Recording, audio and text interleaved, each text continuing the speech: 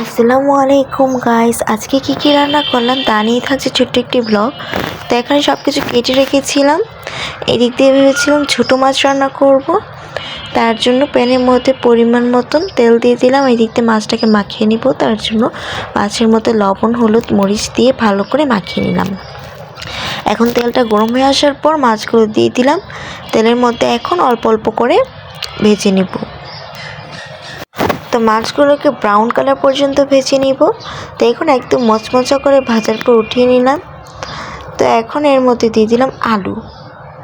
তো আলুগুলোকে আমি ভালো করে একটু ভেজে নিচ্ছি। ভেজে আলুগুলোকে আমি উঠিয়ে রেখে দিলাম। এবার ওই প্যানের মধ্যে পরিমাণ মতো পেঁয়াজ কুচি আর কাঁচামরিচ দিয়ে দিয়েছি। পেঁয়াজগুলোকে ব্রাউন কালার পর্যন্ত ভাজার পর সামান্য একটু পানি দিয়ে মশলা দিয়ে দিচ্ছি। লবণ হলুদ মরিচ মিক্স মশলা দিয়ে দিয়েছি, যেখানে গুঁড়ো ধনিয়া গুঁড়ো সব ছিল, সামান্য একটু রসুন কিমা আর দিয়ে দিয়েছি টমেটো কুচি দিয়ে ভালো করে মশলাটাকে কষিয়ে নিচ্ছি। এরপর ভাজা আলুগুলোকে দিয়ে দিলাম। এখন শুকনো শুকনো করে একটু নেড়ে দিচ্ছি। তারপর ঝোলের জন্য একটু পানি দিয়ে দিলাম আর ভাজা ছোটো মাছগুলোকে দিয়ে দিলাম। এইভাবে রান্না করলে ছোটো মাছ জাস্ট ওয়াও লাগে। তো লাস্ট টাইম এখান দিয়ে দিলাম ধনেপাতা কুচি। তো এই তো রেডি হয়ে গিয়েছে, জাস্ট কালারটা দেখুন। এখন আমি এখানে ইলিশ মাছ রান্না করব। তার জন্য ইলিশ মাছগুলোকে ভেজে নেব লবণ হলুদ মরিচ দিয়ে। তো মাখিয়ে ভালো করে প্যানের মধ্যে তেল দিয়ে ভেজে নিচ্ছি। তেলটা গরম হয়ে যাওয়ার পর মাছগুলোকে ব্রাউন কালার পর্যন্ত এখন ভেজে নেব। তো এদিক দিয়ে আমি একটা মশলা তৈরি করে নিচ্ছি। পেঁয়াজ কুচি দিয়ে দিলাম, তারপর সামান্য একটু লবণ দিয়ে দিলাম, হলুদের গুঁড়ো মরিচের গুঁড়ো দিয়ে দিলাম। তারপর এখানে আমি দিয়ে দিলাম ধনেপাতা কুচি কাঁচামরিচ দিয়ে হাত দিয়ে ভালো করে মাখিয়ে দিচ্ছি। এইভাবে মাখিয়ে রান্না করলে ইলিশ মাছটা খেতে অনেক বেশি মজা হয়। তো পেঁয়াজটা কীভাবে ভালো করে মাখিয়ে নিতে হবে।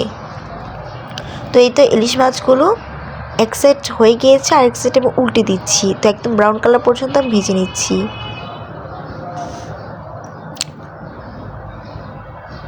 তো কিছুক্ষণের মধ্যেই ভাজা হয়ে গিয়েছে, তখন আমি উঠিয়ে নিলাম। এখন আমি পেঁয়াজগুলোকে দিয়ে দিলাম। মশলাটার সাথে ভালো করে পেঁয়াজটাকে আমি ভেজে একটু কষিয়ে নিব। এখন আমি ভালো করে একটু কষানোর পর আমি দিয়ে দিব ইলিশ মাছগুলোকে। এখন ঝোলটা শুকানো পর্যন্ত আমি রান্না করে নিব। এর মধ্যে আমি এখানে একটু দিয়ে দিলাম টক দই।